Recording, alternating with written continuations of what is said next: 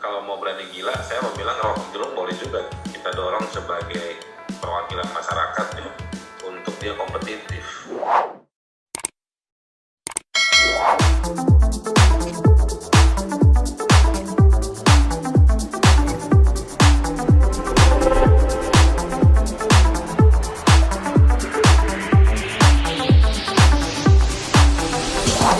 Sobat RH sekalian, jumpa lagi dengan channel yang keren ini, Keren Cadas. Tahu kan kepanjangan dari Keren Cadas? Nah, kali ini kita tiba pada program tipu. Nah, siapa yang akan kita tipu? Kemarin kita sempat tipu Said Didu, tipu Rocky Gerung. Sebenarnya saya ingin tipu orang pemerintahan. Cuma agak susah menghubungi orang pemerintahan ini kan, biasanya kan keep silent. Nah, yang paling gampang biasanya yang tidak banyak persyaratannya biasanya orang di luar pemerintahan. Nah, yang saya ingin tipu saat ini adalah orang yang paling berbahaya di republik ini, yang setiap saat menyampaikan pandangan-pandangan kritis.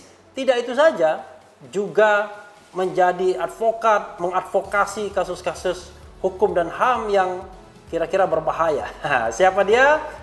Dia adalah orang yang tidak ada urap takutnya, yaitu Haris Azhar.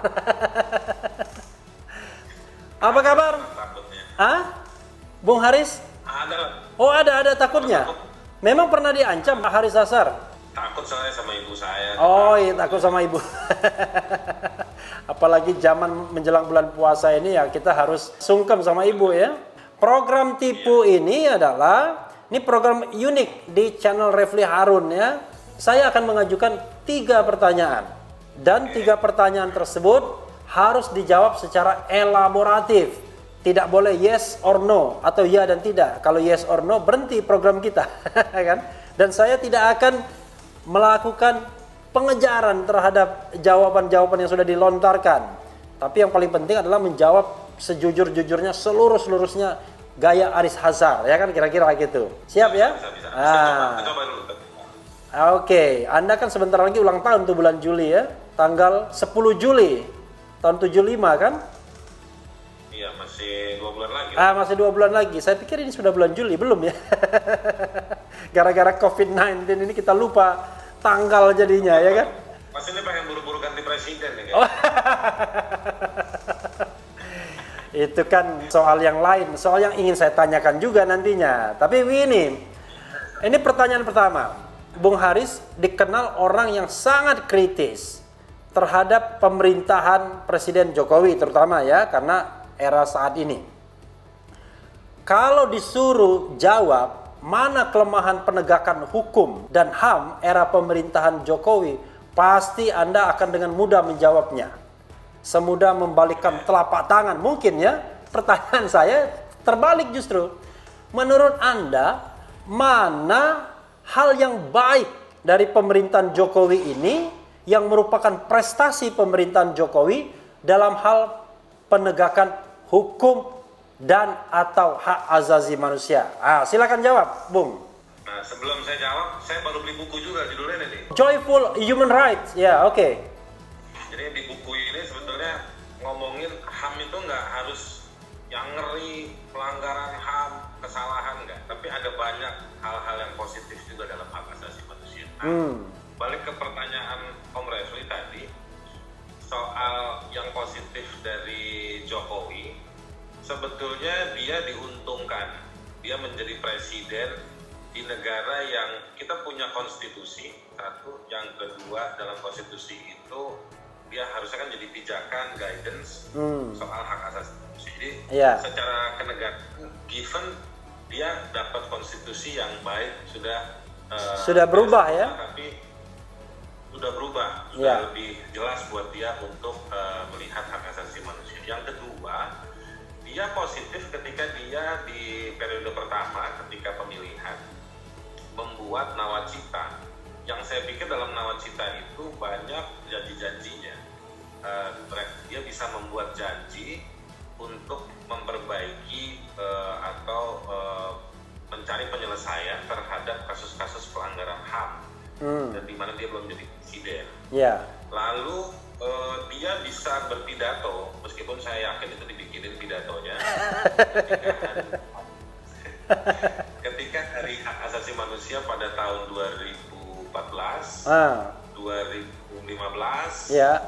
2011, Ya. udah cuma 3 tahun lagi, itu nggak pernah pidato lagi soal hari HAM. Ya. Yang dia bikin daftar prioritas apa saja yang menjadi concern di bidang hak asasi manusia. Misalnya Oke. soal hak masyarakat adat, soal reforma agraria, penyelesaian kasus-kasus pelanggaran HAM yang berat, perlindungan terhadap kelompok minoritas. Nah, dia bisa membuat janji-janji tersebut. Tapi ya itu dia, positifnya dia hanya berhenti pada sesuatu yang di tulisan dan di statement. Nah, hak asasi manusia dia tidak bisa hanya pada tulisan dan statement saja. Itu satu capaian, tetapi dan itu juga bukan sesuatu yang aneh dan miracle gitu ya, keajaiban itu enggak. Hari ini semua negara sudah cukup baik atas dalam hak asasinya, tapi kemudian bagaimana hak asasi tersebut bisa menjawab. Dalam hak asasi manusia ada prinsip namanya answerability. Jadi bagaimana kemampuan menjawab situasi-situasi yang sangat konkret di lapangan. Nah, itu yang menurut saya PR-nya. Balik lagi ngomongin negatifnya lagi kan. Nah, positifnya masih terus positif. Pertanyaannya kan yang positif. positif. Jadi dia secara konstitusional diuntungkan. Dia secara politis dia bisa bikin janji di awalnya. Lalu dia bisa pada momentum-momentum tertentu saja dia bisa membuat pernyataan hal-hal yang prioritas dalam kacamata hak asasi manusia. Ya. Itu yang positif dari dia. Oh, jadi itu yang positif ya? Tapi kalau saya pikir-pikir itu positifnya minim sekali. Ada pertanyaan ada tambahan untuk yang positif ini? Nggak ada ya, saya masih susah. Ya ada sih dari sisi-sisi yang rutinitas, yang sebetulnya autopilot. Nggak ada presiden pun misalnya listrik tetap jalan, ya kan? Orang di beberapa titik masih bisa dapat air bersih. Ya hutan masih ada meskipun ya maksudnya yang given ya, Yang itu ada, artinya bukan dia pun itu tetap ada, tapi ya dia masih bisa menjaga hal-hal tertentu itu tetap ada meskipun di beberapa titik juga sudah mulai dirusak atau mulai kehilangan aksesnya buat masyarakat. Wah ya luar biasa. Kelihatan betul kalau Bung Haris bingung ini menjawabnya kalau ditanya hal yang positif. Ya saya belum bisa melihat. Ada beberapa kemajuan juga. Saya tambahin sedikit. Iya. Misalnya beberapa misalnya dulu di awal sempat dibebaskan sejumlah tahanan politik di Papua. Lalu juga masyarakat adat, petani atau nelayan yang dikriminalisasi. Tetapi itu bisa terjadi hanya lewat orang-orangnya di sekitarnya Jokowi. Mekanisme advokasi yang ada di Komnas HAM, mekanisme koreksi di Komisi Judisial dan lain-lain itu nggak dipakai atau nggak didengar oleh Jokowi. Jadi harus lewat Luhut Binsar Panjaitan, harus lewat Pitupulu, dan akhirnya dibungkus jadi kayak semacam ini kehebatannya rejim atau pemerintahan Jokowi.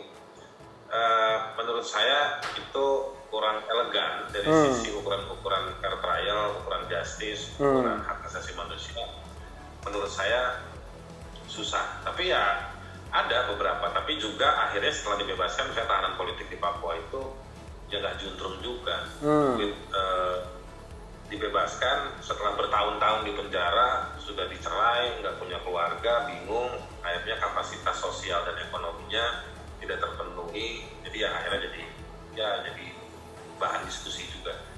Ada hal-hal yang seperti itu. Lalu ada juga misalnya di reforma agraria ada sejumlah wilayah masyarakat adat atau sejumlah wilayah yang diberikan kepada masyarakat adat, tetapi beberapa lokasi tersebut dikasihkan ke masyarakat adat, tapi kok kurang baik lokasinya. Misalnya ada lereng gunung, ya masyarakat adat mau ngapain di situ? Atau untuk kebijakan reforma agraria untuk masyarakat adat itu di wilayah lereng gunung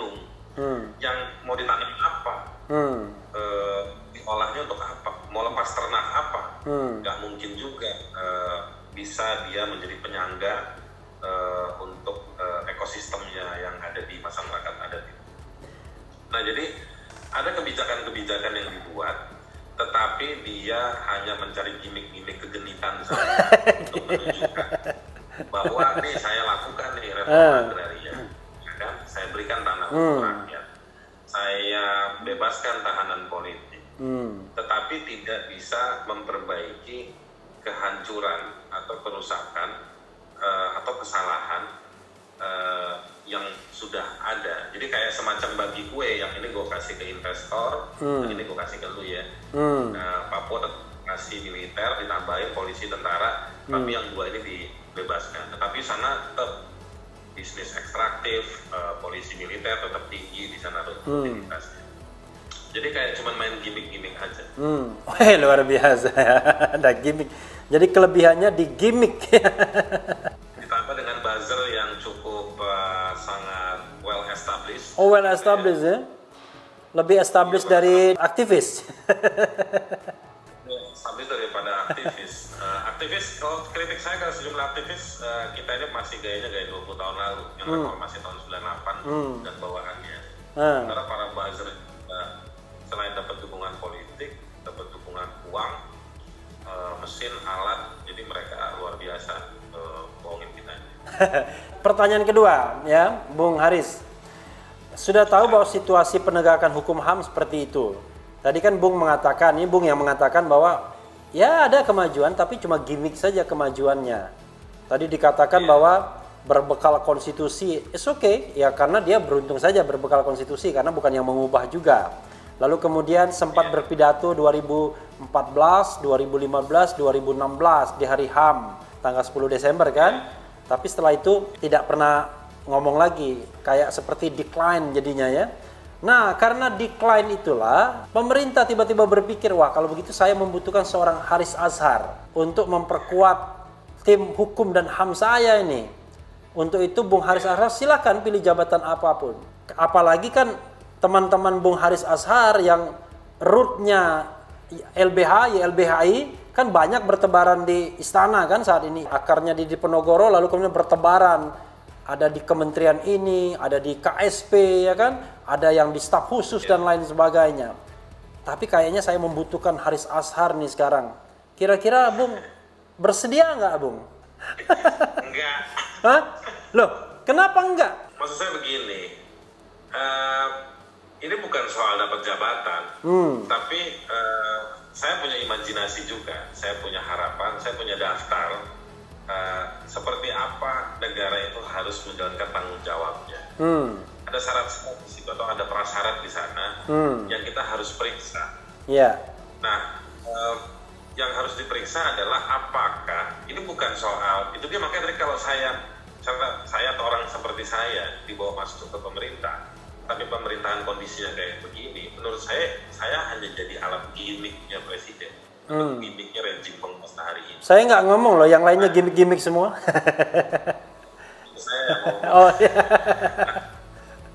Buat saya sebetulnya orang seperti saya itu masuk atau bekerja, orang di bidang hak asasi, orang yang kerja advokasi HAM ini masuk ke negara jika negaranya memang punya komitmen, satu, yang kedua struktur manusianya di dalam pemerintahan itu memang ada yang namanya human right mainstreaming. Jadi orang-orang yang punya catatan yang cukup baik, orang-orang yang memang bisa melakukan pengambilan keputusan dengan metodologi yang tepat, misalnya sesuai dengan prinsip rule of law, sesuai dengan constitutional rights gitu ya, hak konstitusional, paham soal itu. Dan memang misalnya juga mereka mengagendakan di dalam kompleksitas pemerintahan itu agenda-agenda yang memang pro people misalnya kayak gitu. Nah kalau saya masuk hari ini atau orang seperti saya masuk, tiba-tiba kita harus duduk memahami tentang bagaimana membahas pindah ibu kota negara yang nggak pernah dibahas secara konstruktif di masyarakat. Saya harus duduk misalnya disuruh bertempur sama orang-orang yang lagi ngawal omnibus law, ya kan, yang nggak ada logika hukum di balik proses itu semua. Lalu saya harus duduk misalnya mendengarkan rapat sama One Team Press yang ada Wiranto yang sebetulnya dia harus diperiksa lewat pengadilan HAM. Kan menurut saya ini udah nggak masuk akal. Yeah. Dan di situ juga saya lihat presiden ini nggak punya standar dalam membangun lembaga kepresidenannya, pemerintahannya. Jadi yang direkrut itu adalah orang-orang yang berpotensi mengganggu di luar, direkrut hari ini. Jadi bukan dengan konsep bahwa saya misalnya mau meningkatkan pemerataan ekonomi, bukan pertumbuhan ekonomi. Satu, yang kedua misalnya saya ingin menghijaukan negeri ini, pro pada lingkungan itu. Misalnya saya mampu melakukan penataan soal sistem pendidikan. Nah, bukan dengan konsep itu. Dia orang yang setiap dikasih gagasan A dia bicara, kasih gagasan B dia bicara. Dalam soal investasi aja juga begitu. Datang orang Arab, iya duitnya masuk. Datang orang Australia, iya duitnya masuk. Datang dari Cina, duitnya masuk juga.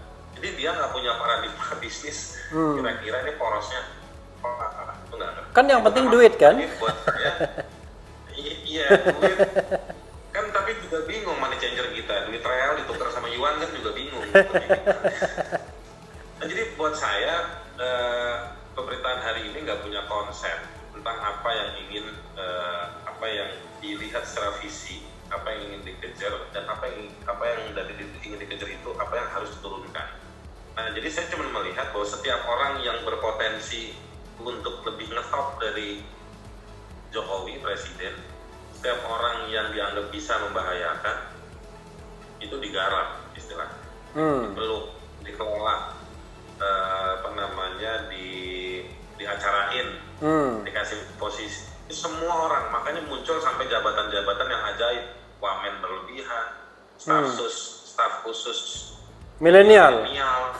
Iya, saya khawatir nih dikit lagi kalau ada ahli fisika datang nanti bisa direkrut staf khusus presiden yang bersifat galaksi, misalnya dari planet lain gitu. Nanti bisa ditambahin juga. Jadi siapapun yang dianggap bisa bisa berkontribusi pada memunculkan tepuk tangan publik buat presiden, itu akan dilakukan. Nah, kalau misalnya balik ke pertanyaan, kita nih orang yang kerja di bidang HAM, yang kerja advokasi HAM, mau dibawa masuk ke pemerintah, kita mesti tanya, masuk ke dalam situ, struktur kerjanya apa, agendanya apa. Kalau dimasukin ke dalam situ, misalnya ibarat kata ketemu keong racun, ketemu apa gitu. Keong racun. Sudah lama saya nggak mendengar ungkapan itu, keong racun. Tapi udah lama nggak dengerin lagu dangdut. Kalau saya sih ukurannya bukan soal jabatan, tapi soal efektivitas dan proporsionalitas bagaimana menyelesaikan soal hak asasi manusia. Dan yang penting juga saya masuk. Waduh, sayang sekali Bung Haris. Padahal saya sudah memikirkan posisi buat Anda dan sekaligus jabatan komisaris utama nih. Kalau Pak Refli presiden, barulah saya nanti jadi apa? Presiden taksi zaman dulu yang warnanya kuning. Nah, oh gitu ya. Oh itu yang dia lulusan filsafat UGM ya kan? Yang kemudian bingung dia mau ngapain. Saya nonton waktu mahasiswa itu. Nah, pertanyaan terakhir. Oke. Ini pertanyaan terakhirnya juga ngeri-ngeri sedap. Sekarang Bung Haris dipersilakan bermimpi. Dalam mimpi tersebut, Bung Haris bisa menunjuk satu sosok di Republik ini, entah itu sosok itu sudah meninggal atau sosok yang masih beredar saat ini, untuk menjadi to be number one, ya kan? Dan Bung Haris yakin ini orang pasti akan memenuhi ekspektasi Bung Haris. Nggak sempat mikir kan kalau ada pertanyaan seperti ini? Siapa orangnya? Kalau dari sejarah kepresidenan kita, Jokowi juga termasuk dalam sejarah yang saya mau maksud ini. Yang paling paham. No. Tidak harus presiden. Siapa saja, anyone, siapapun. Bung Haris bisa ambil itu orang. Itu the best one, orang yang terbaik di Republik ini. Dialah yang memimpin kita termasuk pemberantasan korupsi, penegakan hukum dan HAM. Silakan. Gus Dur lumayan oke. Dari sisi yang pernah ada, menurut saya sih tidak tanya yang lumayan oke. Yang paling oke, the best one in this planet. Oh, on this planet gitu. Iya, on this planet tapi warga negara Indonesia. Kan warga negara bisa bisa dikonversi kan. Wah itu jangan, kalau dikonversi jangan. COVID-19 sudah kita impor ya kan? Masa kita impor juga pemimpin? Yang masih hidup apa enggak nih? Yang masih hidup, biar kita punya kehidupan yang jelas gitu. Ya. Aduh, kalau yang masih hidup saya belum ketemu ya. Tapi saya kadang-kadang kalau membayangkan gitu ya. Iya. Kalau misalnya kayak Munir masih hidup nih, kita Iya. jadi presiden misalnya, Iya. itu seru, atau Gus Dur gitu ya. Atau misalnya, tapi referensi saya terlalu politik, terlalu hukum gitu ya. Iya.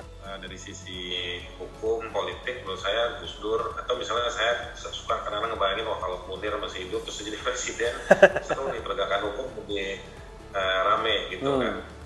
Dan dia orangnya nggak bisa dinegosiasi. Kalau yang hari ini saya belum melihat, tapi karena begini, saya mungkin kacamata kuda, saya karena banyak kerja di bidang hukum dan hak asasi manusia, maka saya ukurannya kadang-kadang melihat siapa orang yang memang paling clear, tegas melihat soal hak asasi manusia dan hukum. Misalnya orang yang keras itu, saya nggak kenal secara personal, tapi saya tahu dia lurus. Misalnya Pak Marsilam Simanjuntak, menurut saya cukup senior, matang gitu ya, punya banyak pengalaman dan tegas gitu. Yang lain-lain saya masih agak ragu nyebut namanya karena masih power oriented, posisi oriented, berorientasi pada posisi, pada kekuasaan. Nah tapi saya membayangkannya orang seperti Pak Marsilam itu menjadi salah satu unsur penting di penguasa yang akan datang. Saya nggak tahu siapa. Pak Marsilam kan usia udah lanjut kan? Dia udah senior, Pasti kalau didatengin diminta, ya pasti nggak mau juga. Oke. Cuma maksud saya cuma mau bilang ada orang seperti dia yang lempeng, lurus, tegas, cukup pintar gitu ya. Itu juga jadi unsur di dalam si penguasa yang saya nggak tahu, saya belum ketemu orangnya. Maka pertanyaan berikutnya mungkin begini kan, kalau gitu yang paling memungkinkan siapa? Gitu. Nah, untung nanya sendiri, jawab sendiri. Oke, silakan. Karena udah habis 3 pertanyaan, jadi saya aja kan. Oke, silakan. Nah, saya juga masih mikir kadang-kadang susah kalau ngikutin surveinya Denny JA waktu itu tahun lalu. Ada 4 kelompok kan, kelompok moderat, kelompok Islam, kelompok masyarakat sipil, dan juga satu lagi saya lupa kelompok nasionalis kalau nggak salah. Ini ada 4 kekuatan nanti yang akan muncul di 2024. Ya. Nah dari 4 kelompok itu saya masih belum lihat ada satu figur-figur yang kompeten. Tapi saya berharap juga Om Refli bisa kompetitif dalam persaingan gitu. Saya akan kompetitif dalam persaingan menjadi YouTuber. Dan menurut saya yang juga penting, kalau mau berani gila, saya mau bilang Rocky Gerung boleh juga kita dorong sebagai perwakilan masyarakat ya, untuk dia kompetitif.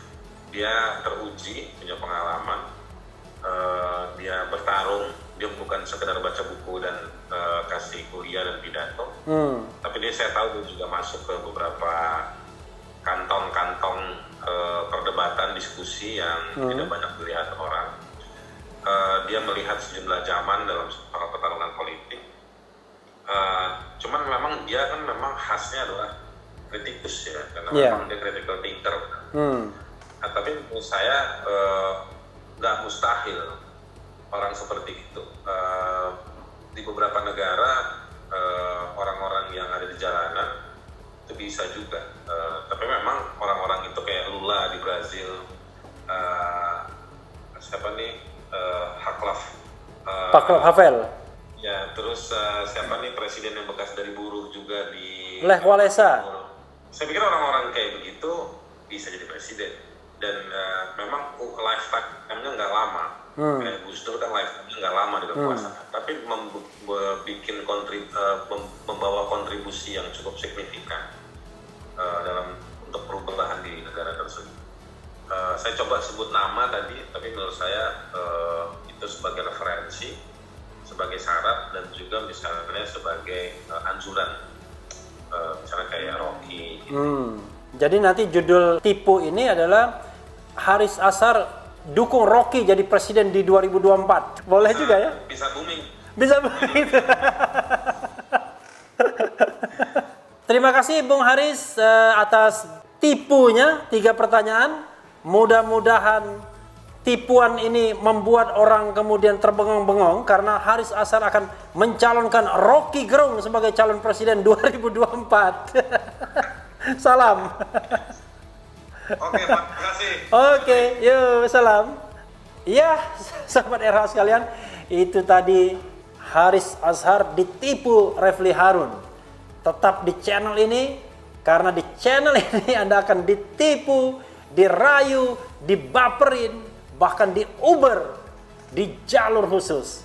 Karena channel ini adalah channel yang mengancam, membenci, dan memeras. Sekali lagi jangan lupa subscribe, like, comment, share. Ciao.